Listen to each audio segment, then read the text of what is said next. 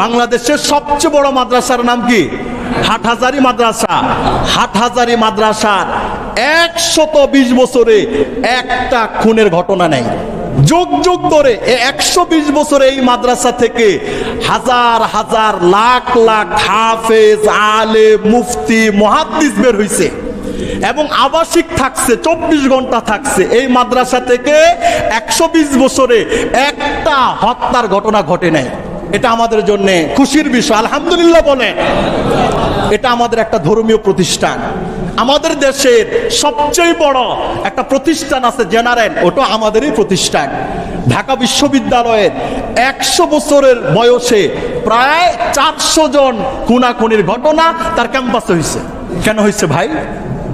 ওই শিক্ষার কমতির কারণে। শিক্ষা নাই, এটাকে এই শিক্ষাটা আমাদের মধ্যে নাই। থাকলে কিন্তু এমন হইতো না। যারা মরছে এরা তো আমাদেরই সন্তান, আমাদেরই তো প্রিয় মানুষ, এটা আমাদেরই তো কলিজা, আমাদেরই তো রক্ত। কিন্তু কেন হইল? প্রাচ্যের অক্সফোর্ড বলা হয়, এখান থেকে সেরা সেরা মেধাবীরা ভর্তি হয়, এখান থেকে আবার এরা বের হয়। গোটা পৃথিবীর ভিতরে এটার একটা নাম সুনাম, একটা জাগরণ আছে। 100 বছরে তার এইরকম নির্মম ইতিহাস। যার চলে গেছে, যাই যে পরিবারের চলে গেছে, যাদের হারিয়েছে তারা বুঝে, ঠিক না ভাই? কিন্তু এরা তো মুসলমান, এরাও তো মানুষ। মুসলমান বাদ দিলাম, একটা মানুষ তো। কুকুর কোন ধর্মের? বিড়াল কোন ধর্মের? চড়ুই পাখি কোন ধর্মের? একটা বিড়াল, কুকুর, চড়ুই পাখির সাথে অসৌজন্যমূলক আচরণ করার কারণে জান্নাত জাহান্নামের ফয়সালা যদি হয়ে যেতে পারে, একটা ধর্মের কথা বলি না, একটা বিধর্মী বেঈমানের সাথে যদি আপনি এরকম জুলুম করেন, তাহলে শাস্তিটা কেমন হইতে পারে? এরপর যদি মুসলমানদের সাথে করা হয়, ইমানদারদের সাথে করা হয়, এটার শাস্তিটা কেমন হইতে পারে? এরপরে যদি আলেমদের সাথে করা হয়, এটার শাস্তিটা কেমন হইতে পারে? এরপরে যদি আল্লাহর ওলিদের সাথে করা হয়, এটার শাস্তি কেমন হইতে পারে? ঠিক না বেঠিক কথা বলে? এটা বুঝাবে কে, শিখাবে কে? এজন্য সবাইকে মাথাটা ইসলামের কাছে এসে মস্তক অবনত করতে হবে। তাহলে আমরা একটা শান্তি, সমৃদ্ধিময় একটা জীবন, ইনসাফ ভিত্তিক একটা রাষ্ট্র পাবো। ঠিক না বেটি কথা বলেন? নবীজির কথা, কোরআনের কথা, আচ্ছা এগুলো যদি আমাদের সিলেবাসের মধ্যে আসতো, আমাদের স্কুল কলেজ ভার্সিটির সিলেবাসের মধ্যে আসতো, তাহলে কেমন হইতো বলেন তো? আমাদের এই সমস্ত ইসলামের শাশ্বত সত্যের বাণীগুলো, এগুলো আমাদের সিলেবাসে আসুক। এগুলো আসলে তো আপনার ডাক্তার হইতে বাধা নাই, ইঞ্জিনিয়ার হইতে বাধা নাই, উকিল হইতে বাধা নাই, ব্যারিস্টার হইতে বাধা নাই, প্রফেসর হইতে বাধা নাই, কোনো ধরনের ডিগ্রি হইতে বাধা নাই। কিন্তু এগুলো না থাকার কারণে আমাদের সমাজে সমস্ত ডিগ্রিওয়ালা মানুষের জন্ম হয়, কিন্তু মানুষের মতো মানুষ হইতে গিয়া তার মধ্যে হাজারো অবক্ষয় পাওয়া যায়। ঠিক না বেঠিক কথা বলে? তার ডিগ্রির পাহাড় আছে, কিন্তু ইসলামের মানবতার কথা তার কাছে 2 পাতাও নাই। তার হাজার হাজার ডিগ্রির পৃষ্ঠার কাছে ইসলামের সৌন্দর্যের শিক্ষাগুলো তার কাছে 2 পৃষ্ঠাও নাই। এভাবে যদি চলতে থাকে সমাজ, তাহলে এই অপরাধগুলোকে তো এখন অপরাধ মনে করা হয় না। ঠিক না বেঠিক কথা বলেন? আজকের বরকতময় জুমআর দিনে মহান রব্বুল আলামিন দয়া করে, মায়া করে, ভালোবেসে আমাকে আপনাকে উপস্থিত হওয়ার তৌফিক দান করলেন। আমরা সবাই আল্লাহ পাকের আলিশান শাহী দরবারে অন্তরের অন্তঃস্থল থেকে কালিমাত শুকরিয়া জ্ঞাপন করছি। সবাই বলুন আলহামদুলিল্লাহ।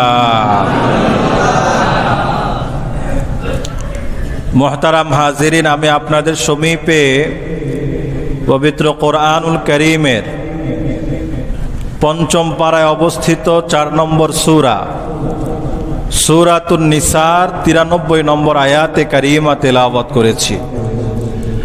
রব্বুল আলামিন এই আয়াতের নূর বারাকাত আমাদের সবাইকে নসিব করুক। সবাই বলুন আমিন। সূরা নিসার 93 নম্বর আয়াত অবলম্বনে আজকের আলোচনার বিষয়বস্তু হলো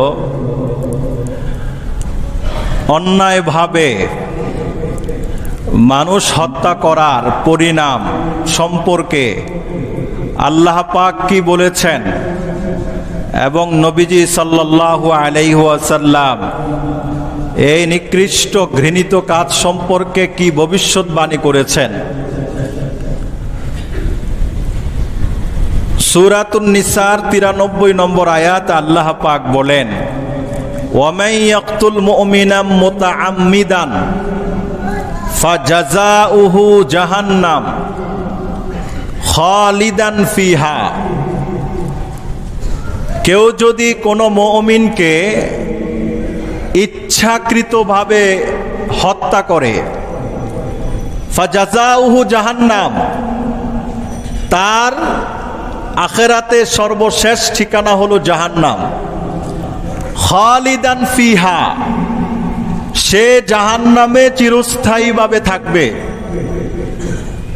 ওয়া গাদিবাল্লাহু আলাইহি, আল্লাহ পাক তার উপর চূড়ান্তভাবে অসন্তুষ্ট হবেন।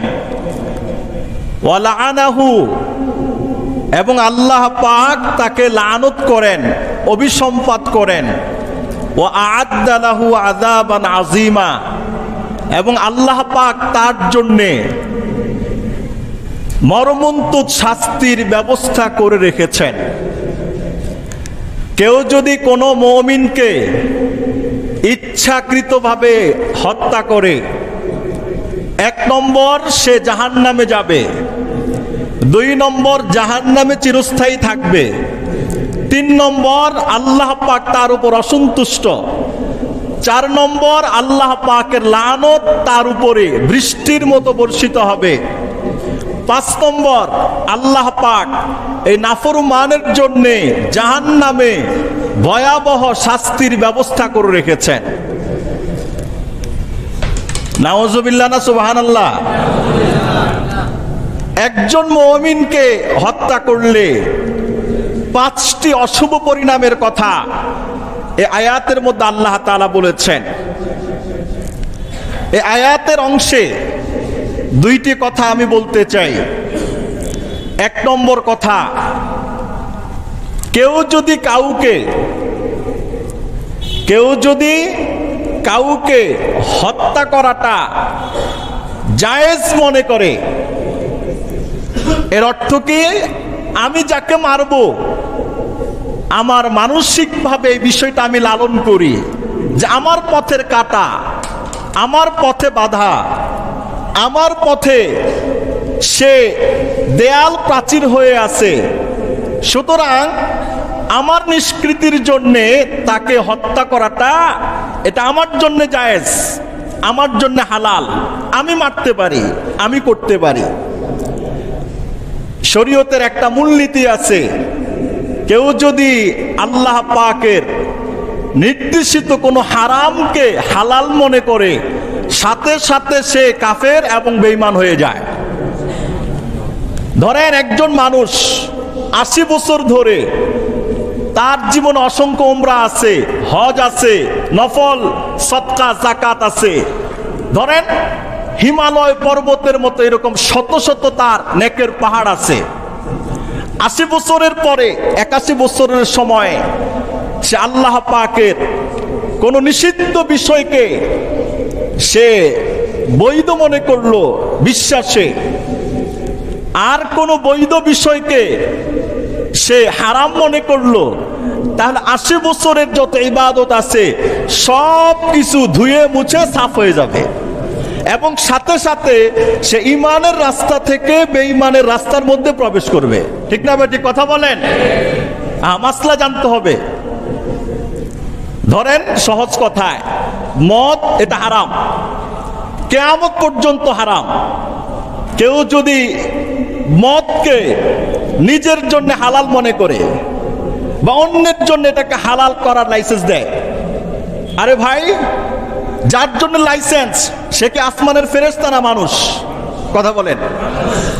যার জন্য আপনি লাইসেন্স দিলেন, গরিবরা টাকা নাই, মদ খাবে না, ধনীদের টাকা আছে, মদের বারও আছে, উন্মুক্ত করে দিলাম।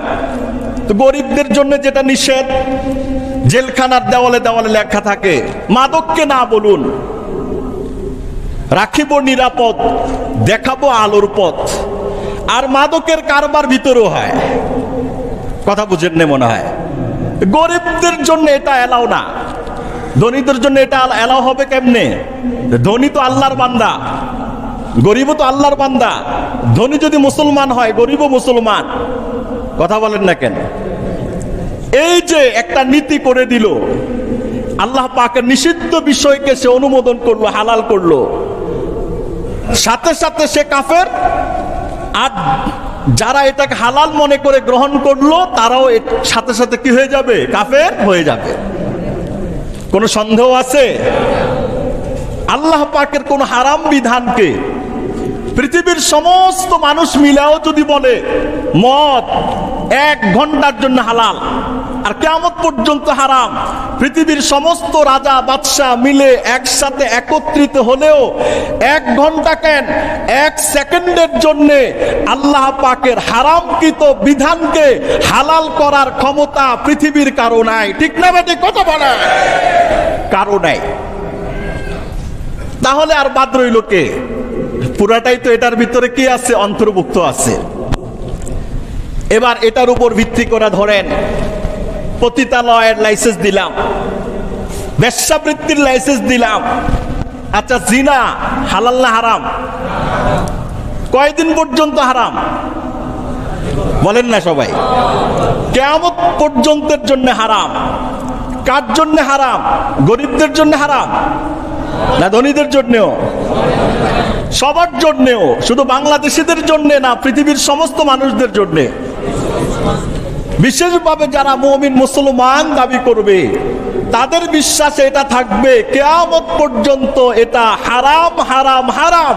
পৃথিবীর সমস্ত রাজা বাদশাহ মিলায়া 1 সেকেন্ডের জন্য জিনা বেশ্যাবৃত্তিকে হালাল করার কোনো অধিকার ক্ষমতা নাই। ঠিক না বেটি? কথা বলে পৃথিবীর 200 কোটি মুসলমান যদি এক কাতারে একসাথে একত্রিত হয়ে যদি বলে অন্তত 1 মিনিটের জন্য জিনা আমরা হালাল করলাম, 200 কোটি মুসলমান সাথে সাথে কাফের হয়ে যাবে, একজনেরও আর ঈমান থাকবে না। ঠিক না বেটি? কথা বলে আল্লাহ পাকের বিধান এত মারাত্মক বিধান, কিন্তু আমরা এগুলোকে খেলতামাশার বস্তু বানাই, যেমন মন চায় তেমন করি। ওই যে বলে না, যেমন সাজো তেমন নাচো। আল্লাহ পাকের বিধান, আল্লাহ পাকের আইন, ইসলামের কানুন, এটা খেলতামাশার বিষয় না, এটা অবহেলার বিষয় না, এটা তুচ্ছ তাচ্ছিল্য অবজ্ঞা করার বিষয় না। এটা মহান রব্বুল আলামিনের পক্ষ থেকে নির্ধারিত, নির্বাচিত, চয়নকৃত মানব কল্যাণে এটাই সমাদৃত। ঠিক না বেটি? কথা বলেন। কেউ যদি কাউকে মনে করে হত্যা করা জায়েজ, এই মনে করে হত্যা করে, সাথে সাথে সে কাফের, বেঈমান এবং চিরস্থায়ীভাবে সে জাহান্নামে যাবে। আর কেউ যদি এটা মনে করে হত্যা করাটা তো এটা মহাপাপ, কিন্তু মহাপাপ হওয়া সত্ত্বেও হারাম মনে করে কাউকে সে হত্যা করে, তাহলে সে কত হাজার কোটি বছর যে জাহান্নামে থাকবে, কত লাখ বছর থাকবে, এটা আল্লাহ ছাড়া আর কেউ জানে না। এটা আমি একটা আয়াত পড়লাম সূরাতুন নিসার। মানুষ হত্যা, এ কল্পনা মানুষের মাথায় আসবে কেমনে? এখন প্রশ্ন আসতে পারে, তাহলে কোন কোন মানুষদেরকে হত্যা করা শরীয়তের পক্ষ থেকে জায়েজ ঘোষণা করা হয়েছে? কোন কোন মানুষদেরকে? বুখারী শরীফের 6775 নম্বর হাদিসের মধ্যে আসছে, হযরত আবু হুরায়রা রাদিয়াল্লাহু তাআলা আনহুর বর্ণনা, রাসূলুল্লাহ সাল্লাল্লাহু আলাইহি ওয়াসাল্লাম বলেন, লা ইয়াহিল্লু দামু ইমরিইন মুসলিমিন ইয়াশহাদু আন লা ইলাহা ইল্লাল্লাহ। কোন মুসলমানকে হত্যা করা যাবে না যে এই কথার সাক্ষ্য দেয় লা ইলাহা ইল্লাল্লাহ মুহাম্মাদুর রাসূলুল্লাহ সাল্লাল্লাহু আলাইহি ওয়াসাল্লাম। এই সাক্ষ্য দেনেওয়ালা পৃথিবীর কোন মুসলমানকে হত্যা করা যাবে না, জায়েজ নাই, অবৈধ এবং হারাম। ইল্লা বিআহাদি সালাস, 3 কাজ পাওয়া গেলে হত্যা করাটা শরীয়ত তাকে জায়েজ বলছে। নবীর ভাষায় আন নাফসু বিন নাফসি, একজন মানুষ আরেকজনকে বিনা অপরাধে হত্যা করলো, তো হত্যাকারীকেও বিচারকের কাঠগড়ায় হত্যা করতে হবে। তাহলে হত্যাকারীকে হত্যা করা জায়েজ, এই কারণে সে আরেকজন মানুষকে হত্যা করেছে। কথা বুঝেন নাই? 2 নম্বর, আস-সাইয়্যিবুজ জানি, বিবাহিত নারী পুরুষ যখন সে জিনা করবে পরনারীর সাথে, ইসলামের বিধান তাকে প্রস্তর আঘাতে হত্যা করে দাও। দেখবে সমাজ থেকে পরকিয়া, সমাজ থেকে জিনা, সমাজ থেকে বেশ্যাগিরি, সমাজ থেকে পতিতালয় সহ এইরকম জাহান্নামের যত কারখানা আছে, মুহূর্তের মধ্যে আল্লাহ পাকের এই বিধান বাস্তবায়ন হওয়ার সাথে সাথে লেজ গুটিয়ে পালাতে বাধ্য থাকিবে। ঠিক না বেটি? কথা বলে। 2 নম্বর এটা। 3 নম্বর, আল্লাহ রাসূল বলেছেন ওয়াল মারিকু লিদীনিহি, যে তার ধর্ম ত্যাগ করেছে। ইসলামী শাসন ব্যবস্থা যদি থাকে, একজন মুসলমান আগে মুসলমান ছিল, পরবর্তীতে সে ইসলাম থেকে বের হয়ে গেছে। কেন বের হয়ে গেছে? দুনিয়ার কোনো স্বার্থে, দুনিয়ার কোনো প্রাপ্তিতে, শয়তানের কোনো ধোঁকায় ইত্যাদি কারণে। তাহলে আল্লাহ পাকের কোরআনের বিধান, নবীজির ভাষায় ধর্ম ত্যাগী যারা আছে তাদেরকেও রাষ্ট্রের মুসলিম শাসক কর্তৃক তাকেও হত্যা করতে হবে। ঠিক না বেটি? কথা বলে। এই 3 শ্রেণীর মানুষকে হত্যা করা জায়েজ। এই ছাড়া পৃথিবীর আর কোনো মানুষকে হত্যা করা কি নাই?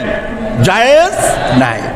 হত্যার বিনিময়ে হত্যা, বিবাহিত নারী পুরুষ জিনার বিনিময়ে হত্যা, কোন ইসলামী শাসন চলাকালে ধর্ম ত্যাগ করলে, তাহলে ধর্ম ত্যাগ করার কারণে সে আল্লাহ পাক, নবী, ইসলাম, কোরআনকে অবজ্ঞা, অবমূল্যায়ন করার কারণে তাকে হত্যা করা কি আছে?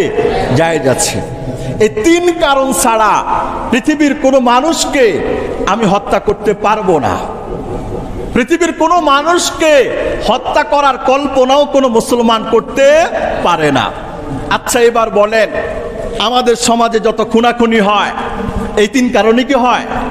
এই 3টি কারণ। আমাদের সমাজে যত খুনাখুনি হয়, যত রাহাজানি হয়, যত মানুষগুলোকে হত্যা করা হয়, সামান্য থেকে সামান্য কারণ, এই কারণ সেই কারণ, গোত্রের কারণ, গোষ্ঠীর কারণ, পারিবারিক কারণ, সমাজের কারণ, রাষ্ট্রের কারণ, রাজনীতির কারণ, এই কোনো কারণে, যত কারণ বলেন, কোনো কারণে একজন মানুষ আরেকজন মানুষকে হত্যা করতে পারে না। কেউ যদি মনে করে আমার শক্তি আছে, আমার বল আছে, আমার বাহু আছে, আমার পাওয়ার আছে, আমার পথে যে কাটা হবে, আমার পথে যে বাধা হবে, আমার এজেন্ডা বাস্তবায়নে যে সামনে দাঁড়িয়ে আমাকে বিপত্তি ঘটাবে, তাকে আমি হত্যা করব, এই মানসিকতা যে লালন করে, সে সাথে সাথে বেঈমান হয়ে যায়, সাথে সাথে সে কাফের হয়ে যায়, সাথে সাথে সে ঈমান থেকে বের হয়ে যায়। এবার আপনি হিসাব করেন, 53 বছরের ইতিহাসে ভিন্ন ধর্মের মানুষদেরকে বাদে দিলাম, আমাদের কত হাজার হাজার মুসলমান কত কারণে, কতভাবে তাদেরকে হত্যা করা হয়েছে, আছে না নাই? কথা বলেন। কত হাজার হাজার হবে, লাখ লাখ হবে, অকারণে, বিনা কারণে। আল্লাহ পাক হত্যার পারমিশন যেই সমস্ত জায়গায় দেয় নাই, ওই সমস্ত জায়গাগুলোতে গিয়া হাজার হাজার, লাখো লাখো আমারে ভাই, আমারে বাপ, আমারে সন্তান, আমারে বোন, আমারে মা, আমারে বাপ হত্যা হয়েছে কি হয় নাই? কথা বলেন ভাই। তাহলে আপনার সমাধান আসবে কেমনে বলেন? কত মারাত্মক কথা, মারাত্মকভাবে আল্লাহ তাআলা বলেছেন।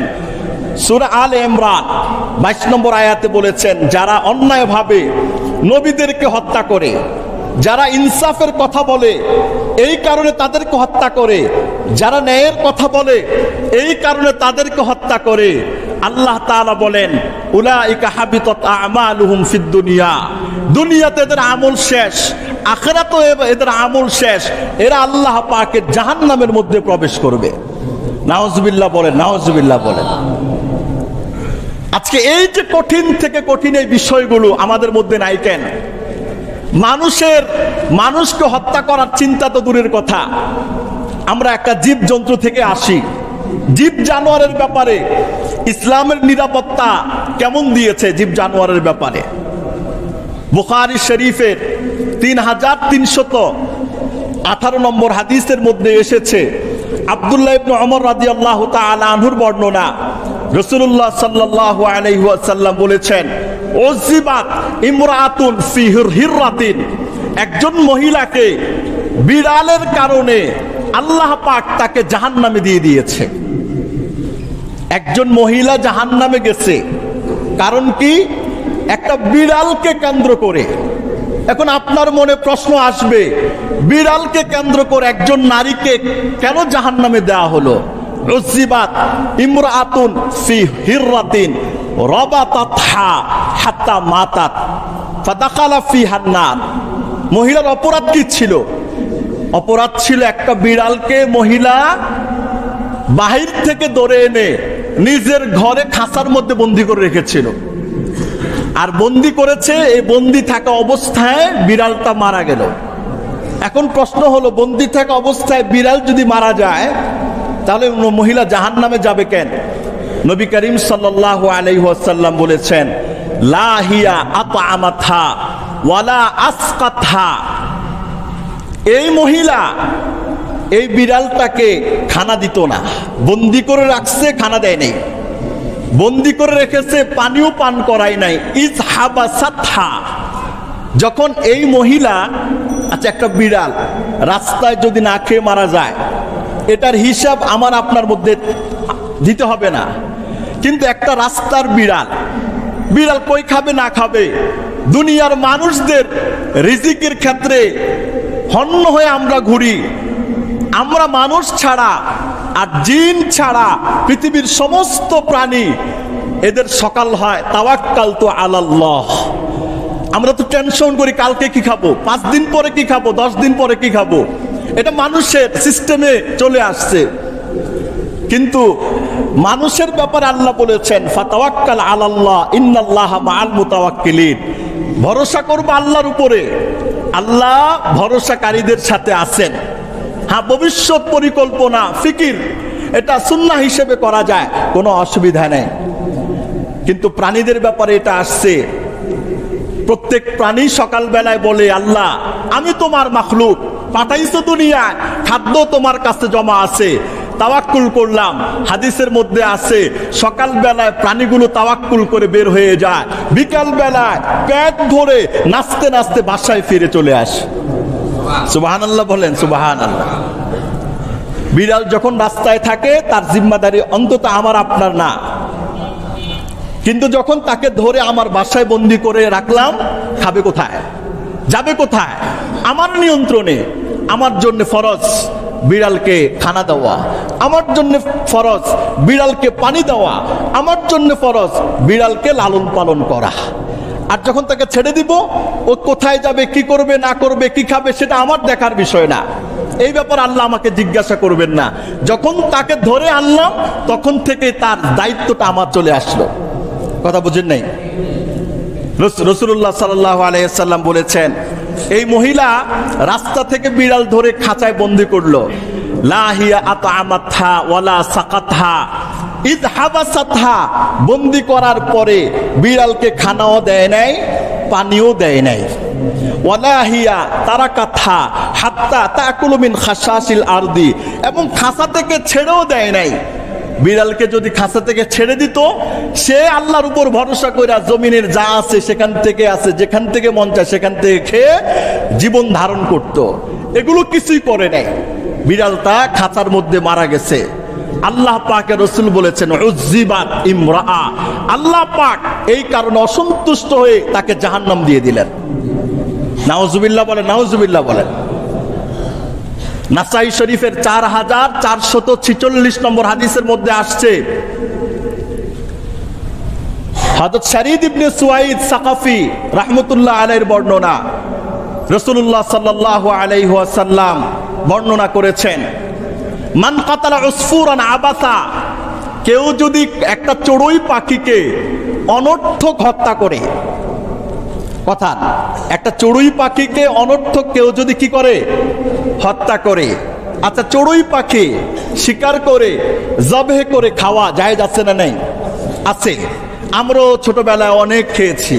এখানে অনেকেই আছেন চড়ুই পাখি খাইছেন। এটা আল্লাহ পাকের নেয়ামত। যেটা হালাল ওটা আমাদের জন্য নেয়ামত।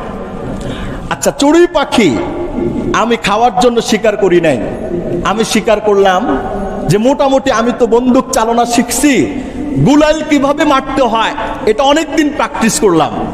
এখন আমি কি সত্যিকারে শিকার করতে পারবো কিনা বা প্রশিক্ষণটা আমার ভালো হয়েছে কিনা, এটার জন্য কি করলাম, দেখি না এই পাখিটাকে মারা যায় কিনা। বন্দুক দিয়ে, পাখি শিকারের বন্দুক দিয়ে নিশানা করে আমি গুলি করলাম। হ্যাঁ, আমার নিশানাটা ঠিক মতো লাগলো, চড়ুই পাখিটা মরে নিচে পড়ে গেল। আমি সেটাকে তো খাওয়ার নিয়তে মারি নাই, আমি সেটাকে মারলাম যে আমি প্রশিক্ষণ ভালো আমার হয়েছে কিনা। অথবা গুলাইল দিয়ে আমি তাকে মারলাম, দেখলাম হ্যাঁ গুলাইলের নিশানাটাও জায়গা মতো পড়ছে, গুলাইলটা চড়ুই পাখিটা মারা গেছে, কিন্তু চড়ুই পাখিটা আমি আনলাম না, খাইলাম না। হাদিস, মান কাতালা উসফুরান আবাসা, কেউ যদি অন্যায় ভাবে একটা চড়ুই পাখিকে অনর্থক হত্যা করে, আজ্জা ইলাল্লাহি ইয়াউমাল কিয়ামাহ, এই চড়ুই পাখি কিয়ামতের দিন আল্লাহ পাকের দরবারে অভিযোগের জন্য আল্লাহ পাক তাকে আরশে আজিমের সামনে উপস্থিত করবেন। আজ্জা ইলাল্লাহি ইয়াউমাল কিয়ামাহ, কিয়ামতের দিন। ফায়াকুলু ইয়া রাব্বি কাতালানি ফুলানুন আবাসা ওয়া লাম ইয়াকতুলনি মানফা। চড়ুই পাখি অভিযোগ করবে, আল্লাহ আপনার এই বান্দাটা আমাকে অন্যায়ভাবে বিনা কারণে আমাকে হত্যা করেছে। ওয়ালাম ইয়ানফানি ইয়াকতুলনি মানফা, উপকারের জন্য আমাকে মারে নাই। ও যদি আমাকে মাইরা খায়া ফেলতো তাহলে আমার অভিযোগ ছিল না। কথা বুঝেন নাই? ও যদি আমাকে মেরে খেয়ে ফেলতো বা কাউকে গিফট করতো বা কাউকে একটা হাদিয়া দিয়ে দিত, আমার কোনো অভিযোগ ছিল না। কিন্তু আমাকে সে হত্যা করেছে, ও খায় নাই, কাউকেও দেয় নাই, কাউকেও বলে নাই, কাউকেও গিফট করে নাই। আল্লাহ এই বান্দাটা আমাকে অনর্থকভাবে হত্যা করেছে, আজকে আমি হাসরের ময়দানে তোমার সামনে তার বিচার চাই। নাউজুবিল্লাহ বলে, নাউজুবিল্লাহ বলে। একটা চড়ুই পাখি আল্লাহর দরবারে অভিযোগ করবে কার ব্যাপারে? আশরাফুল মাখলুকাতের ব্যাপারে, বনি আদমের ব্যাপারে, মানুষের ব্যাপারে আল্লাহর কাছে সে অভিযোগ করবে। এবার চিন্তা করেন, চড়ুই পাখির যখন অভিযোগ করবে, আল্লাহ পাকের পক্ষ থেকে প্রতিশোধটা কেমন যাবে বলেন। বুখারী শরীফের 3322 নম্বর হাদিসের মধ্যে আসছে, হযরত আবু হুরায়রা রাদিয়াল্লাহু তাআলা আনহুর বর্ণনা, রাসূলুল্লাহ সাল্লাল্লাহু আলাইহি ওয়াসাল্লাম বলেন, বাইনামা রাজুলুন ইয়ামশি, কোন এক কালে একজন মানুষ রাস্তা দিয়ে হাঁটছিল, ফাইস্তাদ্দা আলাইহিল আতাশ, হাঁটতে হাঁটতে ক্লান্ত হয়ে গেছে, প্রচন্ড পিপাসা লেগেছে।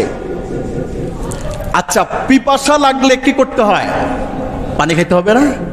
এখন পানি খাওয়ার জন্য সে কূপ খুঁজছে, কোথায় কোনো কূপ টুপ ইত্যাদি আছে কিনা। অনেক খোঁজাখুঁজি করার পরে একটা কূপ সে পাইল। ফানাজালা ফি বিরিন, একটা কূপের পায়া কূপে নামলো, নেমে সে পানি খাইলো। ফাশারিবা মিনহা সুম্মা খারাজা, কূপে নামলো, পানি খাইলো, কূপ থেকে বের হয়ে চলে গেল। যখন বের হইছে, ফাইদা হুয়া বিকালবিন ইয়ালহাস, কূপ থেকে বের হওয়ার পর দেখে তার পাশে একটা কুকুর হাঁপাচ্ছে, অনেক হাঁপাচ্ছে। ওয়াকুলু সারা, হাঁপাচ্ছে আর মাটি খাচ্ছে, হাঁপাচ্ছে আর মাটি খাচ্ছে। আচ্ছা, কুকুর কি মাটি খায়? তো কুকুর যখন মাটি খায় তাহলে বোঝা যায় কি যে তার প্রচন্ড ক্ষুধা লেগেছে বা পিপাসা লেগেছে। কোন মানুষকে যখন দেখবেন ময়লা পানি খাইতে, তাহলে তো প্রচন্ড পিপাসায় সে ভালো পানি পাচ্ছে না, ময়লা পানি খেয়ে জীবন ধারণ করছে। তো সে তখন বলল, ফাকালা,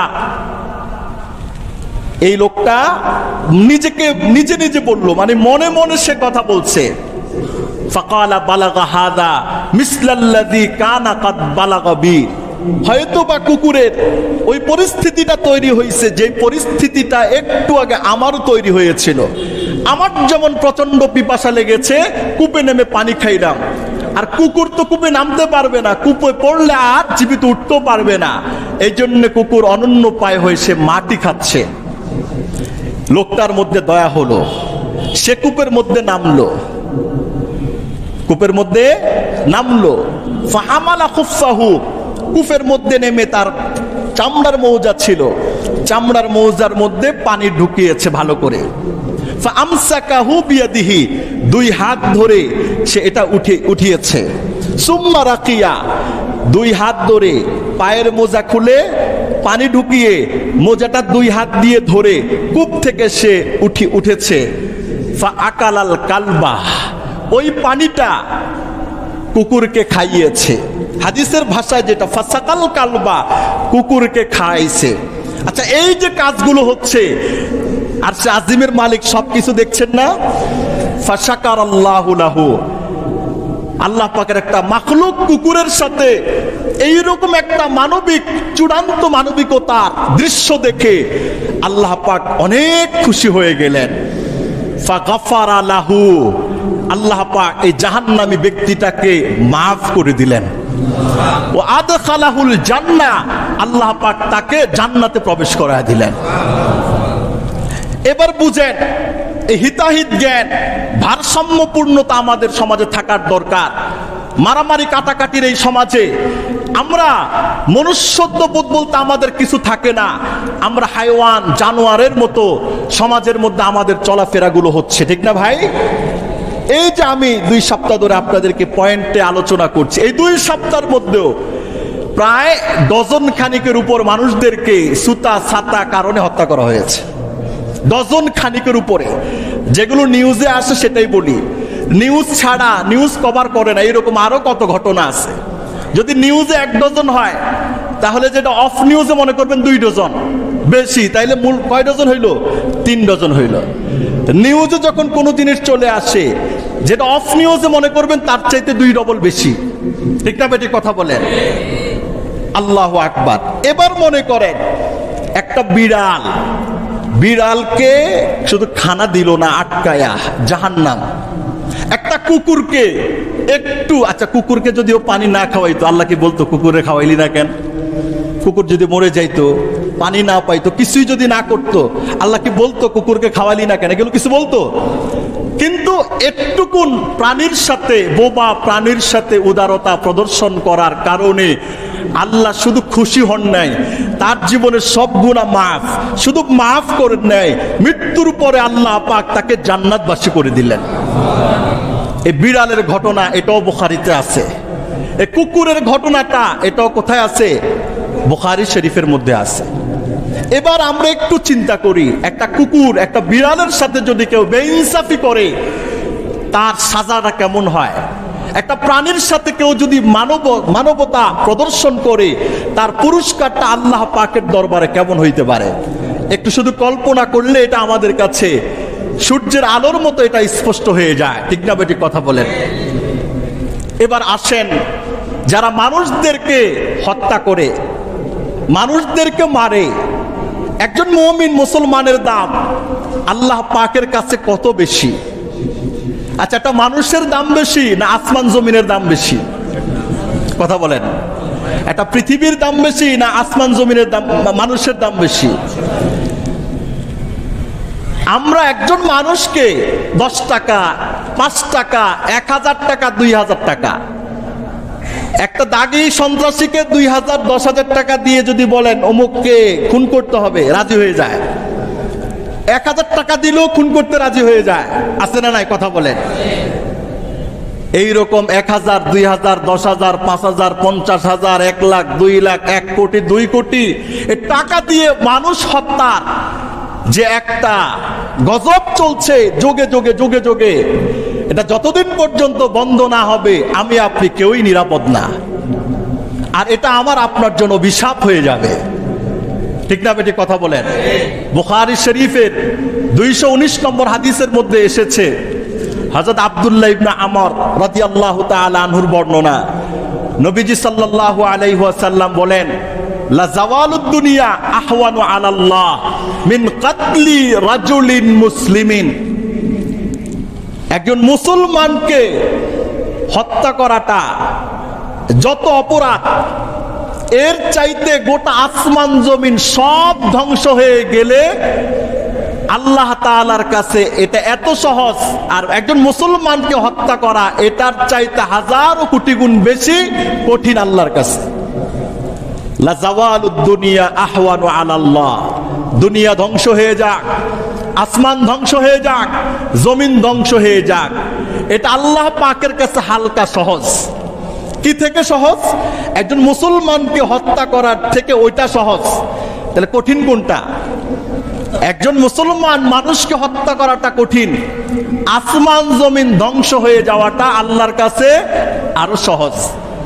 তাইলে এবার চিন্তা করেন যে অল্প কিছু স্বার্থের কারণে মানুষ মানুষকে যে হত্যা করে, এটার পরিণামটা আল্লাহ পাকের কাছে কত মারাত্মক পর্যায়ের ভয়াবহ হতে পারে, এটা একটু কল্পনা করলেই তো বুঝি।